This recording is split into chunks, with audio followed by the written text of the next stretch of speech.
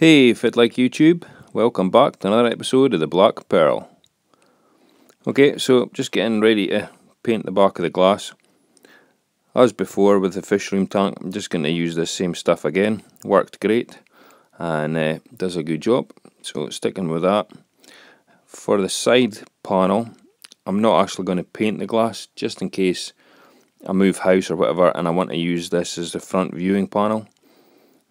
So I don't really want to paint this, so what I'm going to do instead is I bought these tester pots, just a couple of pound each, and I'm just going to paint the wall instead.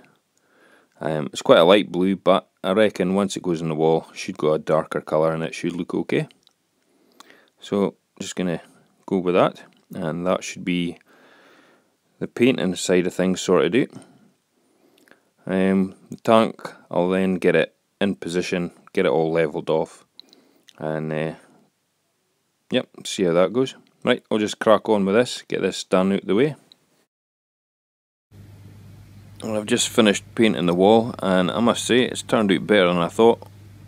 These tester pots sometimes a wee bit misleading with the colour that you're looking at, and you get them on the wall and it's a totally different colour than what you thought, but this has definitely turned out to be a colour that I was looking for, so really pleased with that. Next job, I had to cut the top of this door so that I can then cut a bit to go along here and just follow the lines of the display tank unit. So I'm trying to get it to match the way it is, so just really want it just look like it's one tank. So I'm going to have to come up with a couple of bits of trim to try and make this blend in a bit better.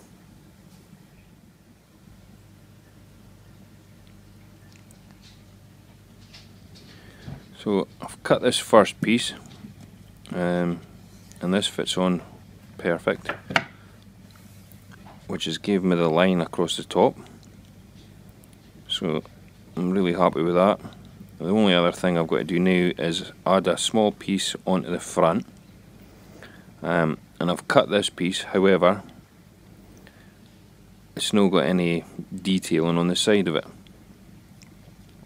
and when I stick it on it fits perfect. However, looks a bit crap because it's not got the same lines, but I've not got any more of this wood. It's just the wood that I've got for the panel that I rescued for the auto top off tank.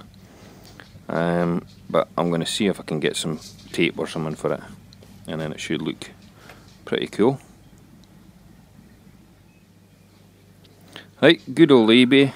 I managed to find some of this tape in the same finish as my tank, so it's just a case of cutting it to size, then gluing it onto position, onto where you're wanting it, and trimming off the excess. Good news, I've managed to do it and I'm really pleased with it. It's turned out better than I thought, and I've just glued this top panel in position as well, so really happy with it. The only other thing I would like to do is where the two tanks kind of join, that gap there, it's a bit ugly. I'd like to get a bit of trim just to finish that off, but other than that it's all levelled off nicely. It's going to be a while before I actually get this tank going, because I'm still going to have to get the plumbing and all that sorted out, and I'm not really in a rush, to be honest with this. I'm more interested in solving my green hair algae problem, getting the tank looking a lot better before I start adding more water volume to it. But yeah, this has turned out good, so really happy with that. And the best bit of all, the wife is happy. Hey, that's always good. Happy wife is a happy life. So yep, really pleased with it. But like I say, I just need to get a couple of bits, because it's not perfect. I'm not 100% happy yet, to be honest with you. So I need to try and source some of this wood again, and hopefully get 2 long bitties just to finish this off, and I think that'll just make it look a million times better than it does just now. So just a couple of bits either side like that, and then that'll be Bob's your uncle. So, like I say, that's everything in position now. Top bit is all glued on, and it does look as if it's just one tank. And the blue backing, it's the blue paint on the side, that looks pretty cool. Really happy with that. But I'm having difficulty finding this wood. However, I've noticed that there's a local business that's just had a refit, and that it's used the same kind of wood as my tank. So I'm going to go and have a word with the boss and maybe see if he's got any bits lying about, and I might be able to get them for nothing, or can buy them off him cheap, and then I'll just cut them to size what I need, tape the sides again, and that'll get my tank finished off. Because it definitely needs it. I can't leave it like this, it just doesn't look right, I think that 2 bits of trim will just finish it off really nice and make it look a lot better.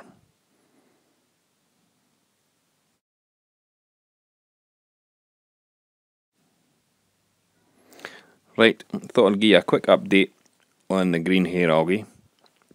So what I've done is I've added this weir comb here, and this has increased the height of the water in the sump, which has allowed me to move the marine pure blocks I had in this area, and I've moved them into the other area beside the reactors. So this has freed up this section, and in here I'm going to add a deep sand bed, and I'm also going to grow some macroalgae. So I'm going to put Caulerpa, Cheeto, Dragon's Breath, whatever I can get hold of, and grow it in here. This reactor, I've decided I'm going to do away with the Roaphos. I'm going to get rid of that, and I'm going to try all-in-one bio pellets, which reduces your nitrates and phosphates at the same time. I think that's just going to make better use of this reactor, to be honest. What else have I been doing? The Cheeto tank here, it's working good guns. The Cheeto is growing excellent. Throwing out a good bucket for every couple of weeks. So I'll continue to use that, but I'll also add some macroalgae into this deep sandbed refugium that I'm going to go into here. I've also been using No-Pox. I've been using this product now for 2 weeks, and it's, don't get me wrong, it is a good product, but I'm having some issues with it, to be honest. One of the issues is running filter socks. It just clogs your filter socks up every blooming 8 hours. The filter socks are clogged. The other problem is, for whatever reason, my protein skimmer is no actually skimming. The bubbles just, there's no as much bubbles. I've took everything apart, I've cleaned it, stripped it out, put it all back together, and it's been like this for, must be about a week now, and I think it's just because of this No-Pox. So I don't know if it's because there's no any stuff to come out, I don't know, to be honest. And it's also making, like my glass in my aquarium, there's no actually algae growing on the glass, it's just like a white film, so it's like just like a bacterial bloom. So I'm just guessing that because of this No-Pox, the bacteria is multiplying like crazy, and it's affecting the protein skimmer. I don't know, but I'm not complaining if, as long as it's getting rid of the nitrates and the phosphates. But here's the other problem: because this No-Pox is clogging up the filters, this sponge filter in my reactor, it clogs up as well, so it ends up reducing the flow through the reactor. It's a pain in the bloody arse, I've got to tell you. So hence this is another reason I want to put the all-in-one bio pellets in there, get rid of those sponges, and just use the reactor for the pellets without the sponges, and that should be working a million times better without any of these issues that I'm having with this No-Pox. And then hopefully my skimmer will start working again. Right, here's a quick look at the display. Like I said, with this No-Pox, I'm going through some major bacterial blooms, and there's constantly like a white film forming on the glass, which makes the tank look milky. So as long as it's working, that's all good. Happy enough with that. In regards to the algae, it's still growing. It just doesn't grow as fast as it did, and it's not looking as healthy as it did. And down at the bottom there, you'll notice the mimic tang. He's actually made it aboard the Black Pearl. Sailed through his quarantine, no problems whatsoever. His last couple of weeks I did put him through copper treatment, just to make sure that he was 100% healthy and parasite free. Once bitten, twice shy and all that jazz. But no, he settled in really well. No hassle at all. And none of the tangs are bothered. He's like one of the family already. I think it's because he looks like a dwarf angelfish. He's managed to slip through the net. Whereas if it was a powder blue or a purple, I think he'd be getting his ass kicked by now. But it's all good. The rock work, as you can see, it's looking a lot better than it was a few weeks ago. Still green hair algae kicking about, especially down the bottom here. And this area is still pretty bad. But it doesn't look as healthy as it once did. So every water change I try to suck out as much as I can. But yeah, other thing I'm going to do is, like I said, thanks for all the suggestions, people. I'm taking it on board. Daniel, I'm definitely going to add an algae scrubber, and I'm also, like I said, bio pellets, deep sand bed, and more macroalgae. All of these things hopefully will get the Black Pearl looking the way it should, and then I can invest the money in the corals and fish instead of all this nonsense stuff that nobody wants to buy, but we'll have to. So yep, that's pretty much it for this episode. So till next time, thanks for watching. Bye bye.